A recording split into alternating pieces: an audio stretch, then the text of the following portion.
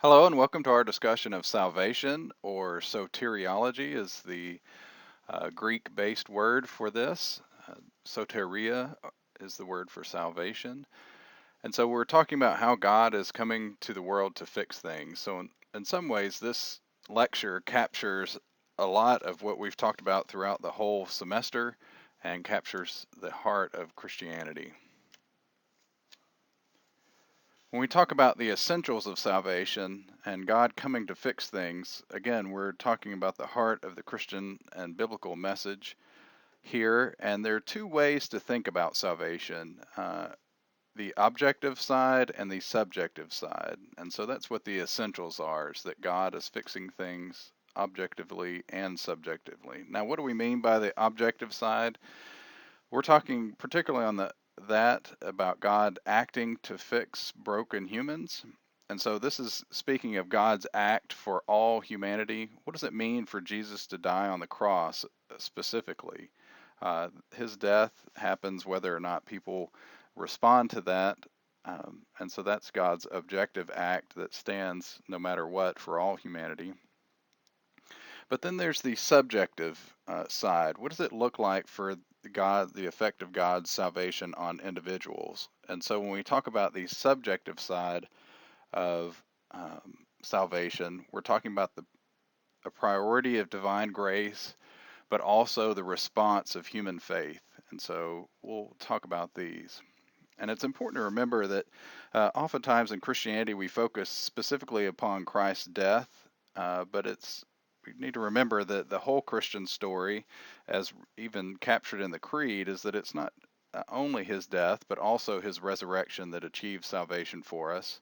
But it's also the Spirit's presence and activity that applies salvation to us. So sometimes on the objective side of things that we focus a little bit more on the work of Christ, and on the subjective side of things, sometimes we focus a little bit more on the Spirit's presence and transformation there. But both aspects are important to both sides. So we'll talk about objective salvation and then subjective salvation. First of all, though, we need to understand the story of the Bible, right? It's our view, the reading of the Bible that determines our view of theology. And the big story of the Bible is about, can be put in this simple three stage act of God creating the world good, and there was a fall where sin and evil entered the world. And then throughout the rest of the Bible is God's act of new creation, or his act of rescue or of salvation. And so creation happens in Genesis 1 to and 2, and the fall happens in Genesis 3, and then and in some ways up to Genesis 11. And the rest of the Bible, Genesis 12 to the end of the Bible and Revelation, is all about God rescuing or bringing new creation. And particularly, he brings this through the covenants that he makes. And so when we think about the covenants, they're not just between God and individuals, but God engages individuals, but he also engages communities. And so that's what the who here. He also places people in a place. And so we'll talk about the scope of the Bible through this lens. So in creation, Genesis 1 and 2, we see how God blessed humanity. We talked about how he made them in the image of God, but he also made them male and female. And so he started a family there, and he also put them in the land or the garden. And when we talked briefly about how when the fall happened and sin entered the world, that instead of blessing, humanity experienced cursing. And part of that curse is death. And so that's what happened to the individuals. But also, there was a cursing and a conflict on the family. And so there was a talk there in Genesis 3 about how the husband and wife would have conflict with one another. And then also, they were kicked out of the land, kicked out of the garden through that. And that's what happens with sin. It undoes everything that God had intended for the world. And so, um, we see creation and the fall and everything else that's going to happen in the Bible here is going to point to God's fixing things, and particularly through the biblical covenant. So God made a covenant with Abraham in Genesis 12, and he repeats it and expands it in Genesis 15 and 17, and then in 21 and 22. So, but here, God promises to bless Abraham and to give him a great family and to show him and bring him to a land. Well, that's exactly what God had intended for humanity in the first place. And so when God fixes things, it looks very much like what he did in creation. And God then expanded that covenant, the Abrahamic covenant, or kind of specified it. What will it look like to uh, live and God's blessing? Well, it's to be obedient to God. And so if you follow God in obedience, you will experience blessing. And in parentheses there, I have L for life. And if you are disobedient to God, then you experience cursing or death. Well, that's exactly what we saw in creation and the fall as well, right? So there are no surprises here. And so if you live in obedience to God, then you'll experience family, a prosperous family, a numerous family. You know, you'll be fruitful and multiply. But if you are disobedient to God, you'll have conflict. And so if we think about the Ten Commandments here, so much of the commandments of God deal with how to relate to one another as a community. Do not steal, do not kill, don't commit adultery.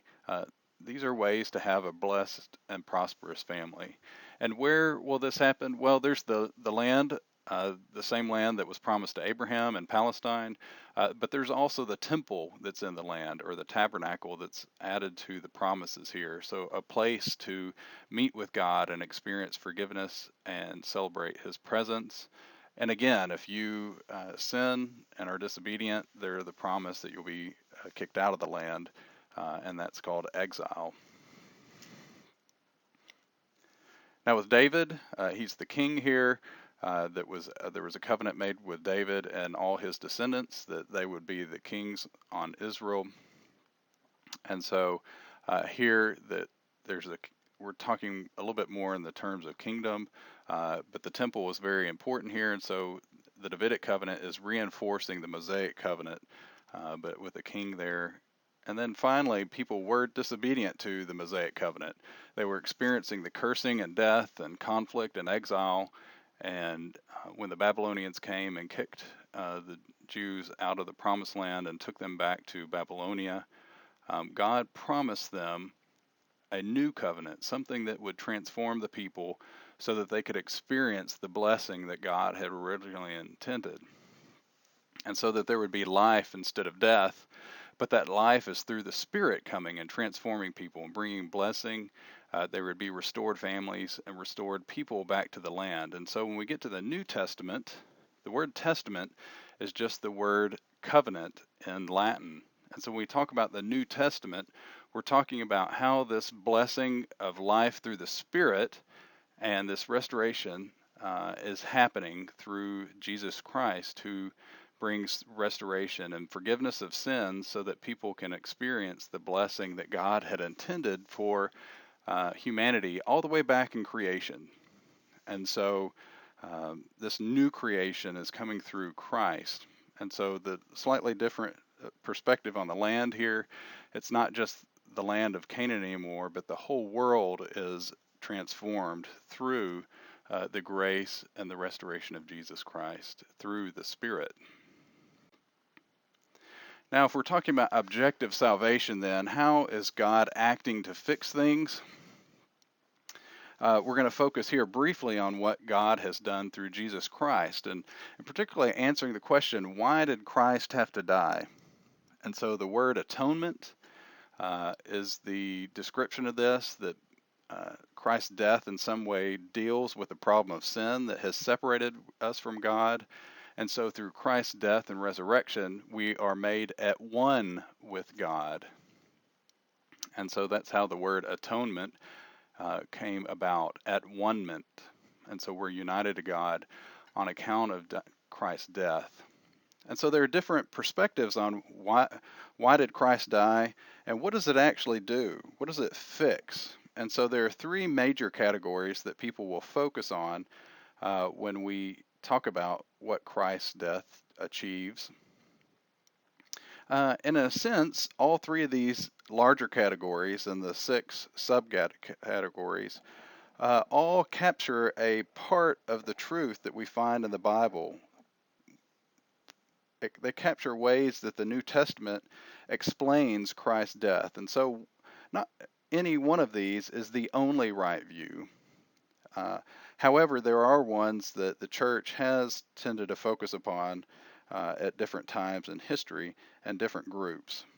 And so let's talk about these briefly. So you have the power of love focus. This is where Christ's death is showing us Christ's love so deeply that it transforms us in the process of seeing his love. And so, for instance, with the moral example theory, this is actually something that the Pelagians hold to. And in fact, the Pelagians, we'll talk about them in a second here to remind you what they argue, but they said that we're not fundamentally broken in our hearts. We just need a better example. So, as I said before, they're the monkey see, monkey do theory of sin. We don't sin because we're broken. We're sin because we have bad examples. So if Christ shows us a good example of how to live in obedience to God, then that's great. Of course, this is true, right? Christ's death on the cross does show us a way to be obedient to God. But again, that's not the only thing that his death was for. Now, the moral influence theory says that we are transformed through Christ's love, that as Christ's love comes upon us, it transforms us. It's almost like an ocean wave coming up, and while you're standing on the beach, and it grabs you and pulls you back into the ocean.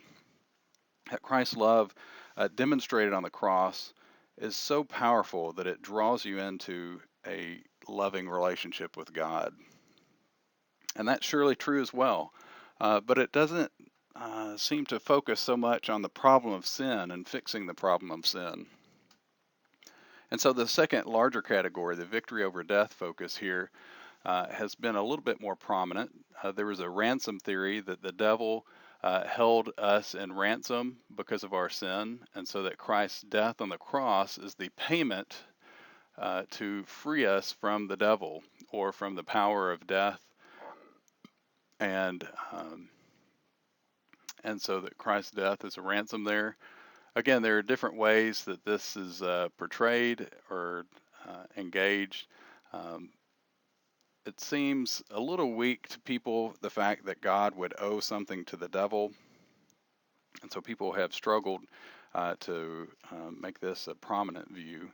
In fact, the most prominent view in the ancient church, and even with Martin Luther and other theologians, is this Christus Victor theory, that Christ's death on the cross broke the power of sin and death, and then he, through his resurrection, he overcame sin and death. And so this is probably the primary patristic view for the church, is that Christ's death on the cross was just it's a war with Satan that he won over through his death and resurrection. Something that happened more in the medieval church with Anselm, we came up with a satisfaction theory that God's honor was wounded through our sin, and so there needed to be a satisfaction or a restitution for that. Now, since we had dishonored an infinite God, we needed an infinite God to restore that honor, but it was a human that caused the dishonor, so it needed a human to restore that honor. And so Anselm integrated this with his view of Christ as both divine and human, that it was this divine man that could then pay for this satisfaction or restore this honor.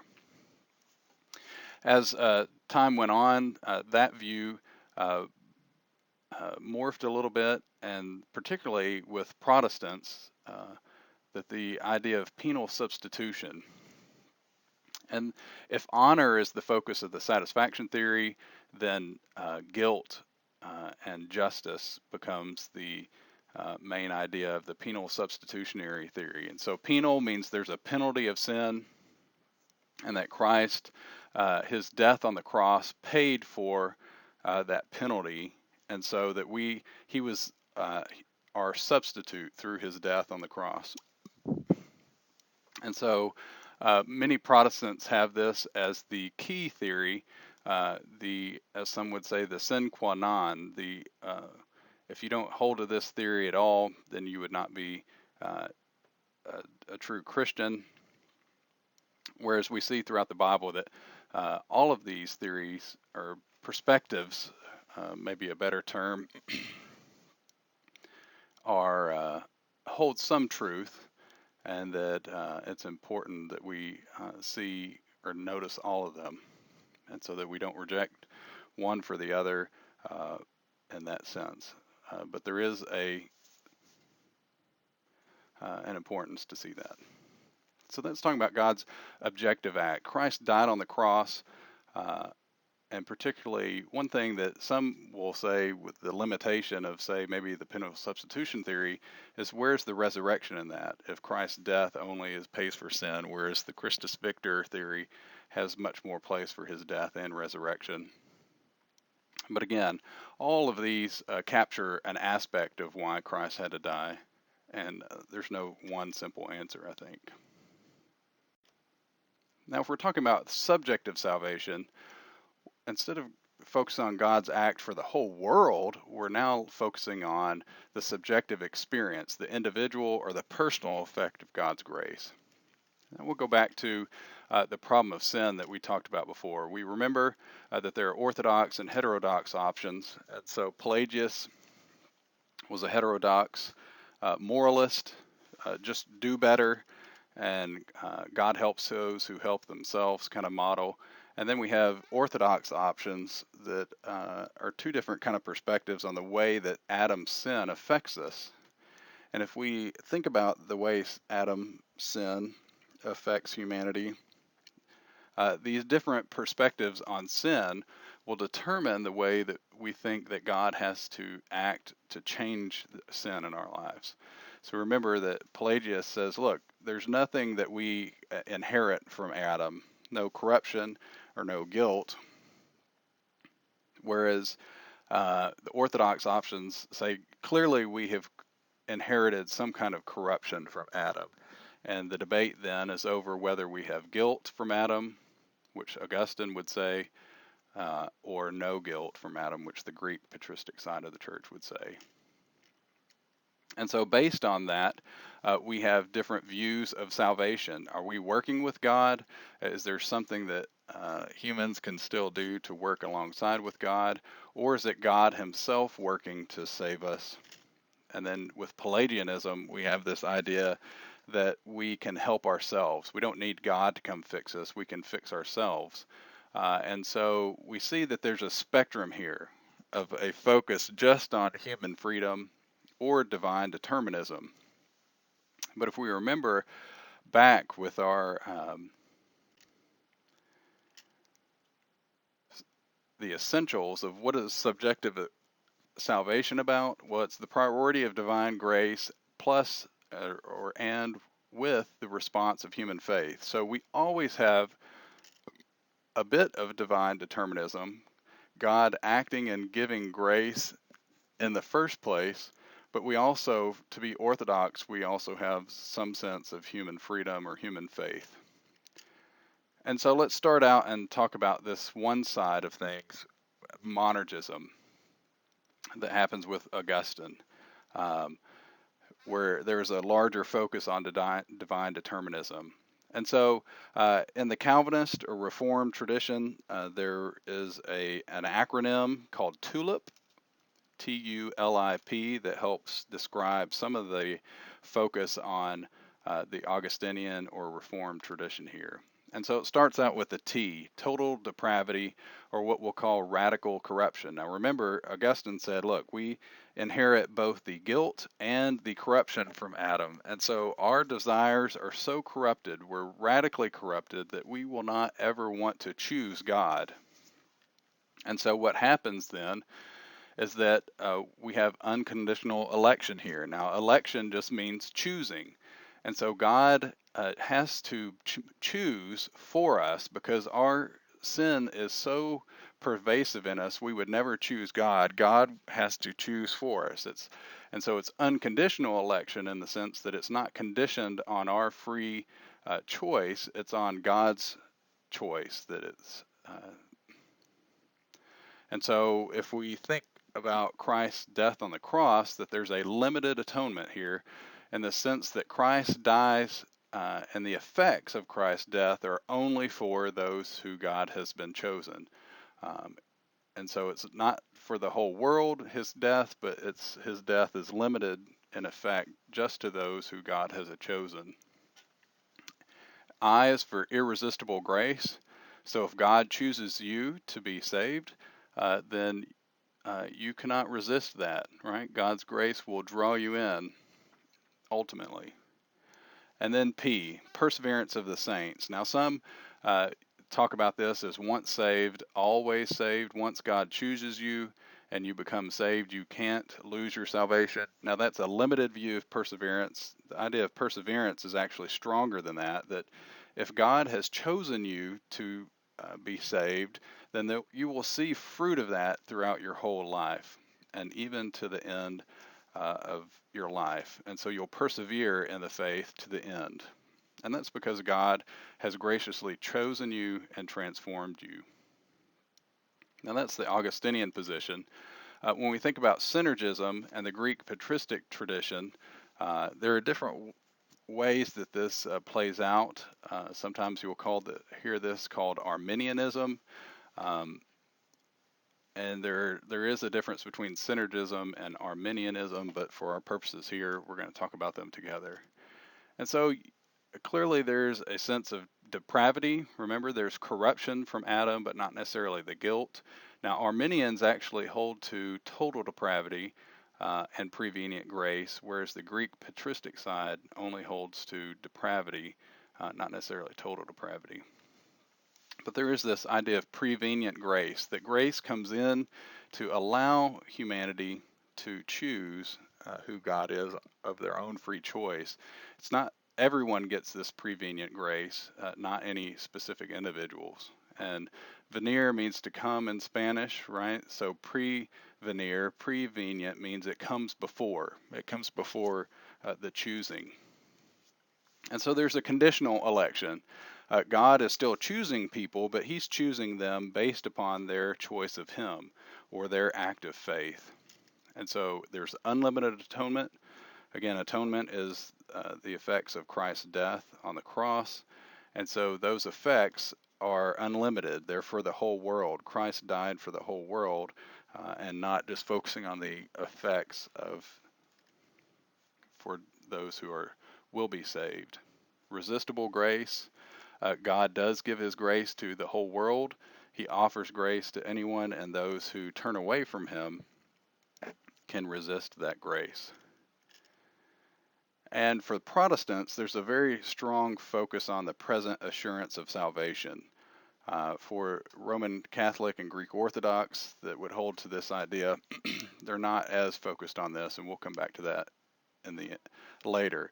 But we'll see here that this is much more focused on the human freedom side of the equation instead of the divine determinism side of the equation that we see with Augustine. But it's important that since this is an orthodox position, that we have this balance between the priority of divine grace and the response of human faith. Both of these sides agree that God's grace has to come before, and it's God's grace that transforms us. And so humans are only responding to God. But there are different ways of the focus on how strong that divine determinism is. It's not only Christians that talk about these issues. We also see this in Forrest Gump. Lieutenant Dan in the hospital scene talks about his divine destiny. or his destiny, whereas Forrest Mother is all about free will. You make life what you want, right? Life is a box of chocolates, and so you never know. It's not determined. It's just free chance. And Forrest talks about in the final scene that it's a little bit of both.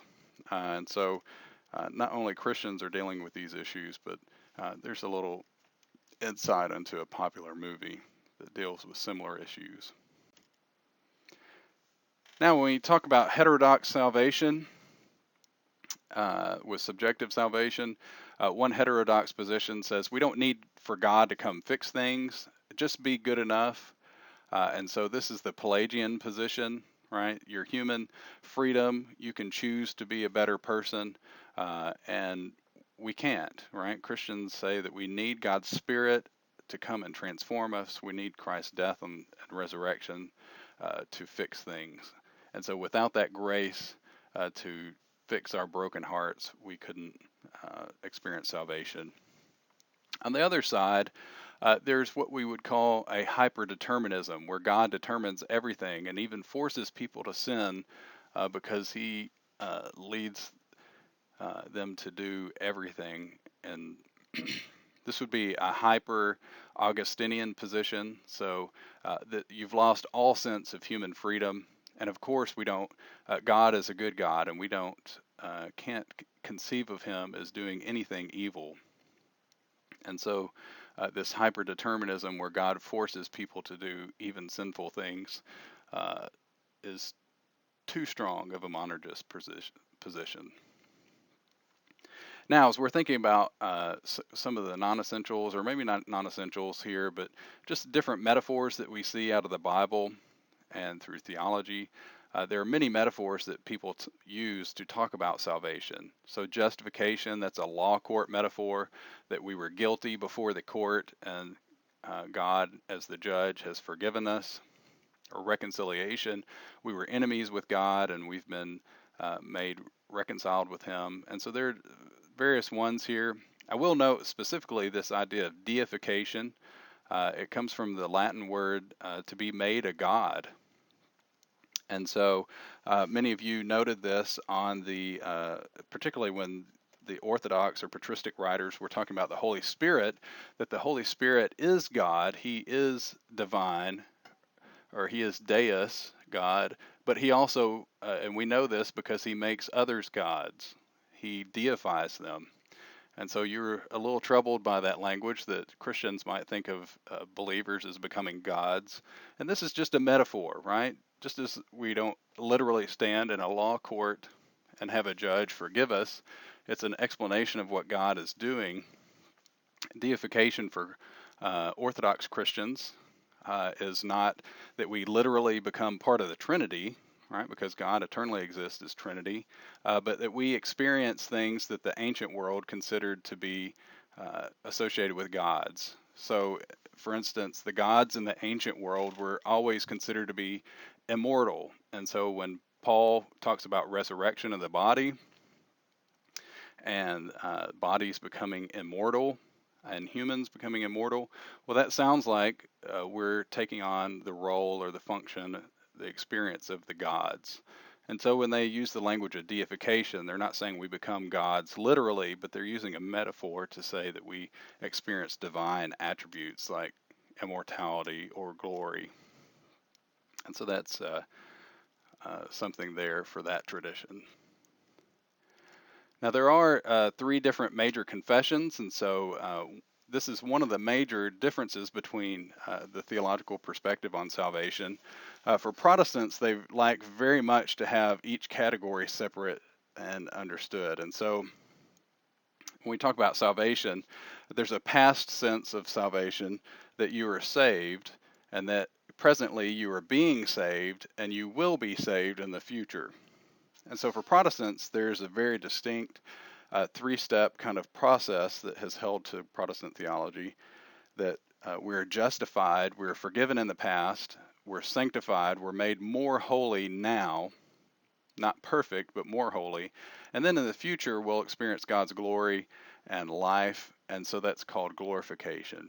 And so one of the huge differences that led to the Protestant Reformation was this difference between Protestants and Catholics, because Protestants or Catholics tend to see the past justification and sanctification and the present as part of a process.